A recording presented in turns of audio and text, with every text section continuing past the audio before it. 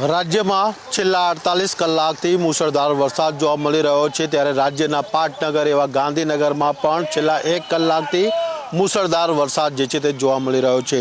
ભારે વરસાદના કારણે ગાંધીનગરના કેટલાક માર્ગો પર પાણી જે છે તે ફરી વળ્યા છે। નજર કરીએ તો પથિકાથી લઈને G5 તરફ જતો આ જે માર્ગ છે અંડરપાસ માર્ગ ત્યાં આગળ પણ જે છે તે પાણી ભરાઈ ચૂક્યા છે। તંત્રની પોલ જે છે તે સામે અહીંયા ખુલી છે। વાહન ચાલકોને ખૂબ જ હાલાકીનો સામનો જે છે તે અહીંયા આગળ કરવો પડી રહ્યો છે। આપ દ્રશ્યોમાં અત્યારે જોઈ રહ્યા છો કે એક બાઇક ચાલક જે છે તે ભારે જહેમતથી પાણીની બહાર પોતાનું બાઇક જે છે તે કાઢી રહ્યો છે। સવારથી જ અહીંયા આગળ જે છે પાણીનો ચઢાવ ઉતાર જે છે તે જોવા મળી રહ્યો છે, પરંતુ છેલ્લા 1 કલાકની વાત કરીએ તો ભારે મુશળધાર વરસાદ અહીંયા આગળ જોવા મળી રહ્યો છે। હજુ પણ વરસાદ જે છે ચાલુ છે। વરસાદની ગતિ થોડીક ધીરી થઈ છે, પરંતુ પાણી જે છે તે ઓસરવાના નામ નથી લેતા।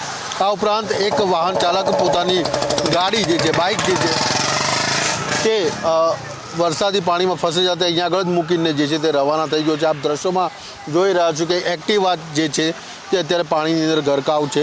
વાહન ચાલકોને ખૂબ જ હાલાકીનો જે સામનો અત્યારે G5થી પથિક આશ્રમ જવા માટેનો જે અંડરપાસ જે છે ત્યાં આગળ ભારે હાલાકીનો સામનો કરવો જે છે તે પડી રહ્યો છે। આપણે દ્રશ્યોમાં પણ જોઈ રહ્યા છો કે કેટલીક ગાડીઓની નંબર પ્લેટ પણ જે છે તે પાણીની અંદર તણાઈ ચૂકી છે અને લોકો જે છે તે અત્યારે હાલાકીનો સામનો જે તે કરી રહ્યા છે। કેટલાક લોકો જે છે તે ડાયવર્ઝન પણ લઈ રહ્યા છે। એટલે કહી શકાય છે કે ગાંધીનગરનો માત્ર આ જ વિસ્તાર નહીં, પરંતુ અનેક ઘણા વિસ્તાર સચિવાલયની બહારનો જ વાત કરીએ તો ગેટ નંબર 7 અને ગેટ નંબર 6 પાસે પણ જાહેર રોડ ઉપર પાણી ભરાયા છે। ઉદ્યોગ ભવનની બહાર પણ મોટા પ્રમાણમાં જે છે તે પાણી ભરાયા છે, પરંતુ આજે સરકારી રજા છે જેના કારણે કોઈને હાલાકીનો સામનો ભોગવવો પડ્યો નથી। પરંતુ બીજી બાજુ જન્માષ્ટમીનો તહેવાર છે એટલે કે નગરજનો ક્યાંક ને ક્યાંક ફરવા પરિવાર સાથે બહાર નીકળી રહ્યા છે, ત્યારે તેમને ભારે વરસાદ અને વરસાદના કારણે જે પાણી ભરાયા છે જાહેર માર્ગો પર તેનો સામનો કરવો પડી રહ્યો છે।